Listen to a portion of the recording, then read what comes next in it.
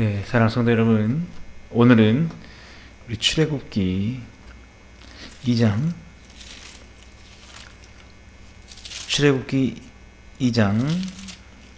23절에서 25절까지 말씀 같이 보시겠습니다.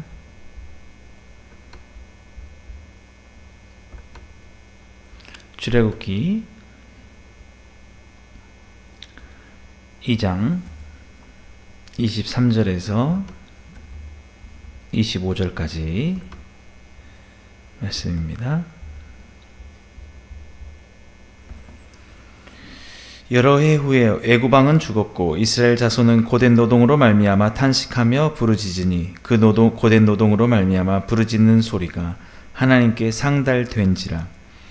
하나님이 그들의 고통 소리를 들으시고 하나님이 아브라함과 이삭과 야곱에게 세운 그의 언약을 기억하사 하나님이 이스라엘 자손을 돌보셨고 하나님이 그들을 기억하셨더라.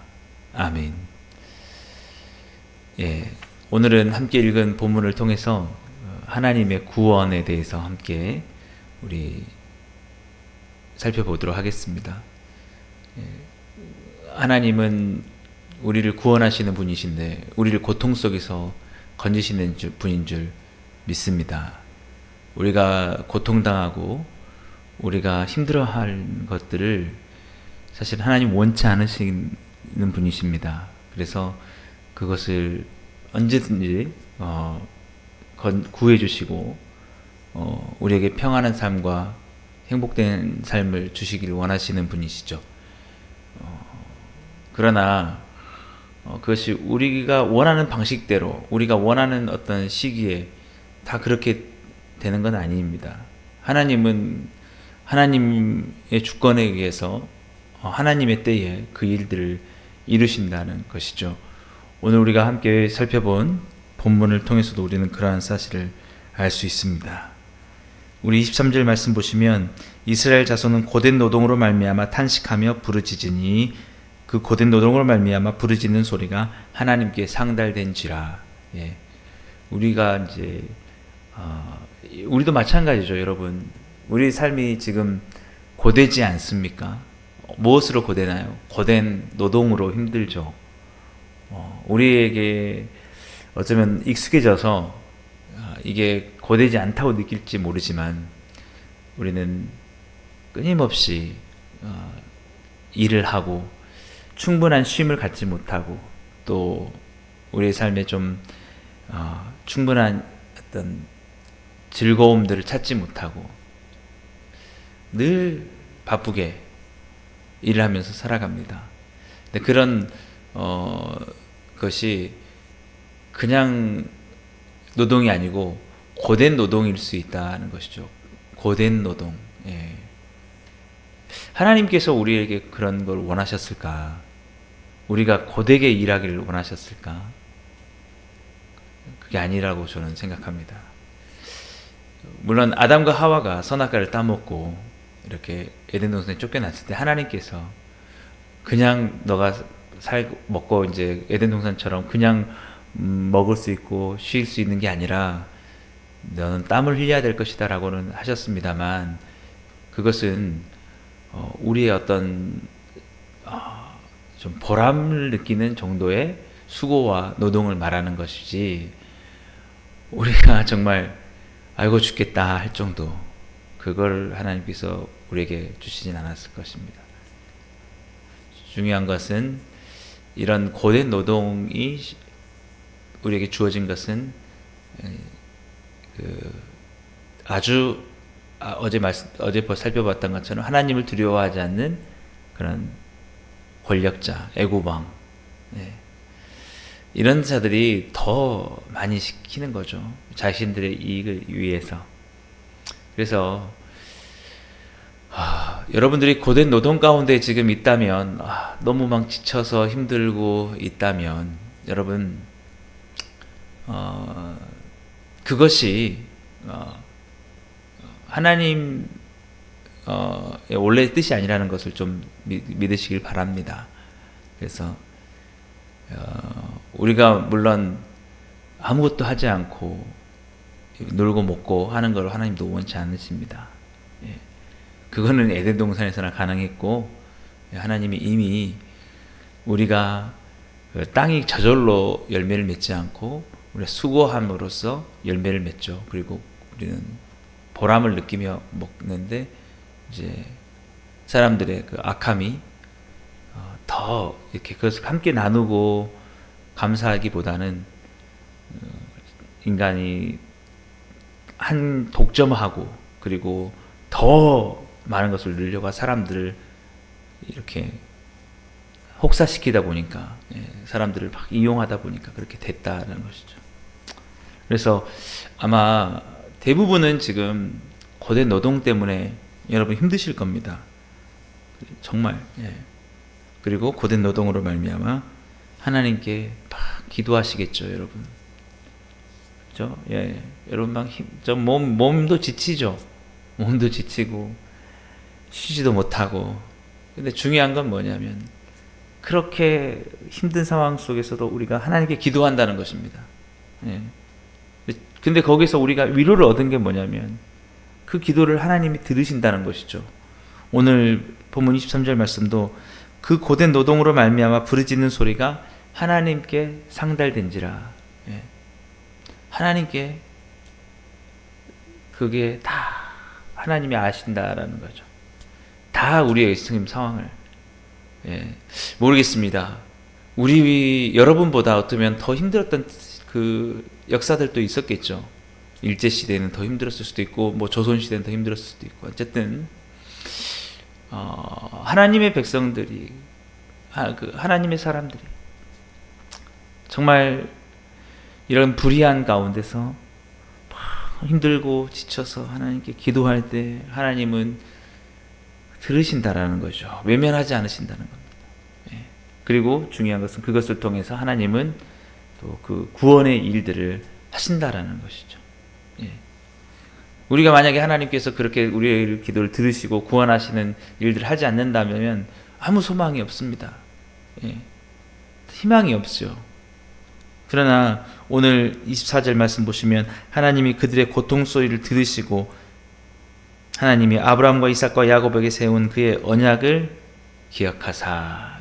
들으시고 아브라함과 이삭과 야곱에게 세운 언약, 그것은 예수 그리스도를 통해서 우리에게 구원을 이루시고자 하시는 그런 것이죠.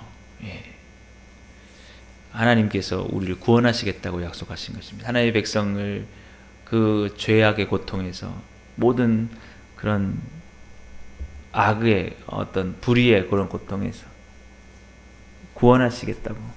그래서 아브라함을 선택하셨던 것이죠. 예수님을 보내시겠다고.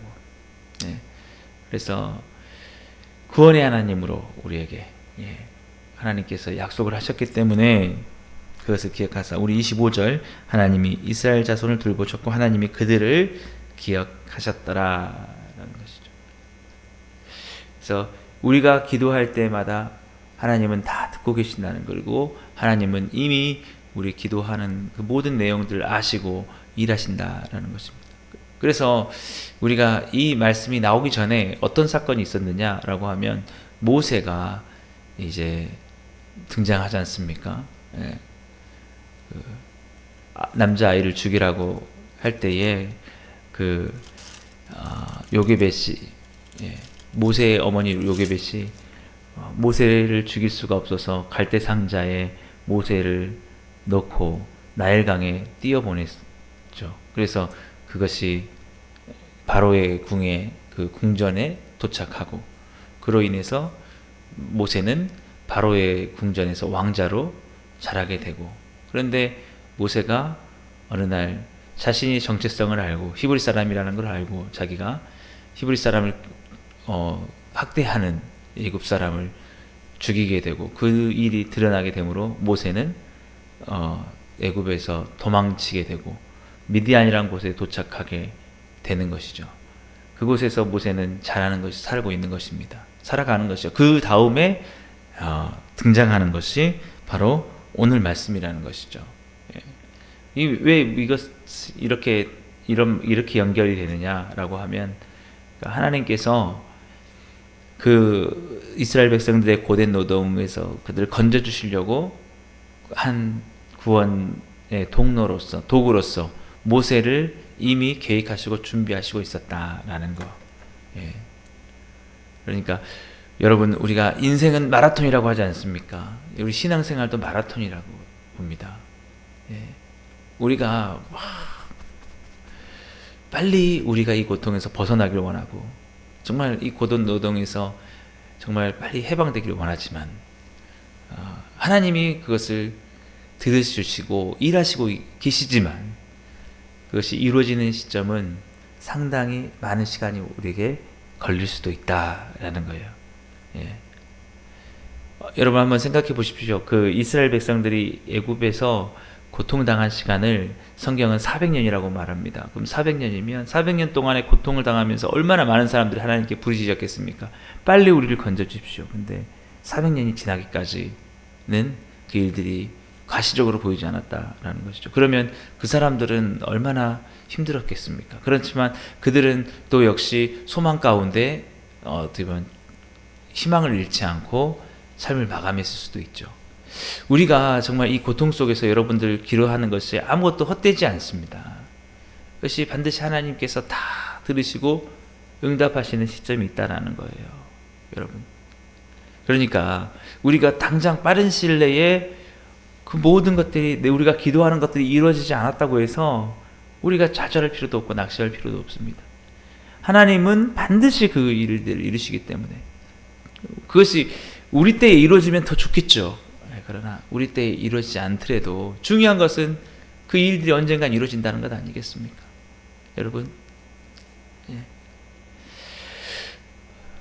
우리는 그것을 믿습니다.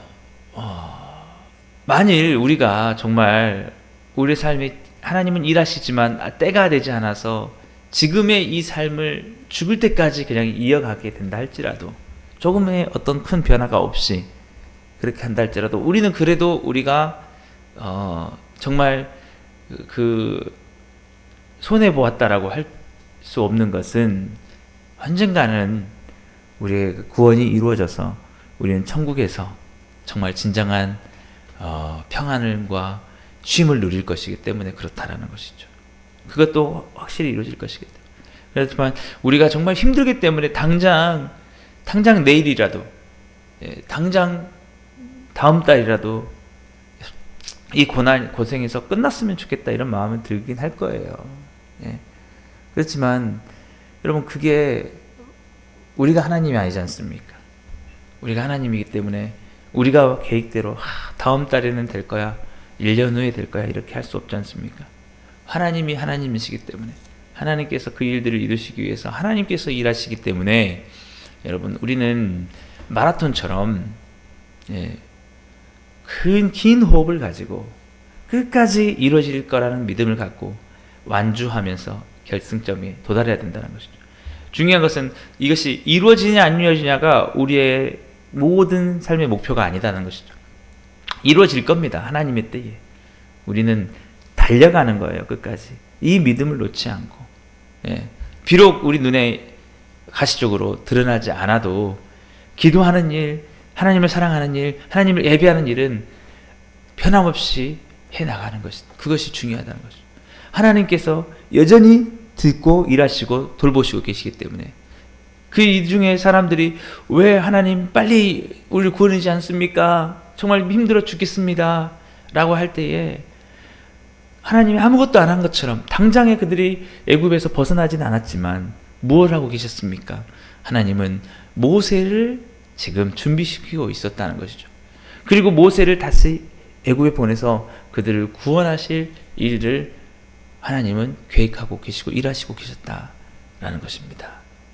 그러니까 여러분, 우리가 마라톤 할 때 어떻게 합니까? 마라톤이 10km에서 끝날 거라고 생각을 하고 우리가 전력 질주하면 어떻게 됩니까? 10km까지는 달려갈 수 있어도 그 이후에는 우리가 달려갈 수가 없어요. 힘이 소진됐기 때문에. 끝까지 42.19km라는 그런 마음을 가지고 힘을 분배해서 계속해서 달려가는 거예요, 여러분. 우리의 신앙도 마찬가지입니다. 어느 시점에 딱 시점을 두고 하나님이 이 시점까지는 내 고통을 구해 주시길 원해. 이 문제가 해결되길 원해. 이렇게 우리가 그렇게 달려가다 보면 지칩니다. 예. 딱 갔을 때 그렇게 돼도 이렇게 많은 시간이 흘렸는데도 변함이 없네. 예. 이제는 더 이상 난 하나님께 소망을 두실 수 없어 라고 할 수가 있거든요. 그게 아니라는 거죠. 버텨야 됩니다. 끝까지 42.195를 마치는 그 순간까지 마라톤 선수가 버티는 것처럼 여러분 지금 문제가 다 해결되든지 여러분의 그 고통에서 다 벗어나든지 안 맞든지 그게 중요한 게 아니고 반드시 하나님은 그 일을 이루신다는 그 믿음을 가지고 계속해서 믿음의 경주를 달려가는 거예요. 여러분 끝까지 하나님은 반드시 이루실 거라는 거예요. 그게 중요한 거예요. 여러분 중요한 거예요. 죽는 그 순간까지도 여기 이스라엘 백성들도 그랬다니까요. 그 고통에서 하나님께 계속 했을 때 죽는 그 순간에도 이루어지지 않은 상태에서 그냥 죽었다는 거예요. 그럼 죽으면서도 하나님 언젠가는 이루어주시겠죠. 언젠가는 이루어주시겠죠. 여러분 우리가 반드시 기억해야 됩니다. 우리가 아무리 힘들어도 이 땅 가운데서 우리를 누르는 그런 짐들이 너무 많다 할지라도 여러분 반드시 기억할 것은 뭡니까? 우리 하나님이 예수님이 다시 오신다는 거예요. 우리 십자가에서 우리를 죽으시기까지 사랑하셨기 때문에 언젠가는 이 고통과 눈물을 해서 완전히 벗어나는 물론 우리가 죽는 그 순간에 우리는 이제 주님 곁에 가서 쉬게 될 것입니다. 그러나 주님 다시 오셨을 때 우리 육체가 부활하여서 하나님 나라에 들어가서 진정으로 영원한 쉼과 평안을 누린다는 것이죠. 그래서 하나님은 구원의 하나님이십니다. 하나님이 반드시 우리의 기도를 듣고 계시고 우리를 고통 가운데서 건져주시길 원하신다라는 것. 여러분 이 사실을 여러분 믿으면서 여러분 오늘도 우리의 신앙의 경주가 정말 긴 호흡의 마라톤. 그래서 우리가 중요한 게 하나님의 구원의 경륜이 이루기까지 지치지 않아야 된다라는 것입니다. 지금 여러분 1년 전에 기도했지만 아무것도 변화가 없다고 해서 지치지 않아야 돼요. 상관없어요, 여러분. 아무리 고통이 계속 되더라도 우리는 지치지 않아야 돼. 끝까지 하나님께서 구원하실 그것을 바라보면서 버텨내면 됩니다. 중요한 건 꺾이지 않는 마음이라는 게 있지 않습니까? 꺾이지 않아야 돼요. 어떠한 압박이 우리를 짓눌러도 여러분 하나님이 내 기도를 듣고 계시다. 지금 일하고 계시다. 하나님이 나를 돌보고 계시다. 하나님은 모든 것을 기억하고 계시다. 이런 믿음을 가지고 여러분 상황이 해결되고 안 되고 그것이 어떤 변화의 시점이 보이고 안 보이고 거기에 영향을 받아서는 안 됩니다. 여러분 우리는 버티는 거예요. 계속 기도하는 거예요. 끝까지 하나님 믿는 게 그것이 믿음입니다. 그 경주를 끝날 때까지. 여러분 우리가 신약 우리 제자훈련 했지 않습니까? 제자훈련에 우리가 무엇을 보았습니까? 예수님이 때가 참에 예수님이 오셨다 그러잖아요.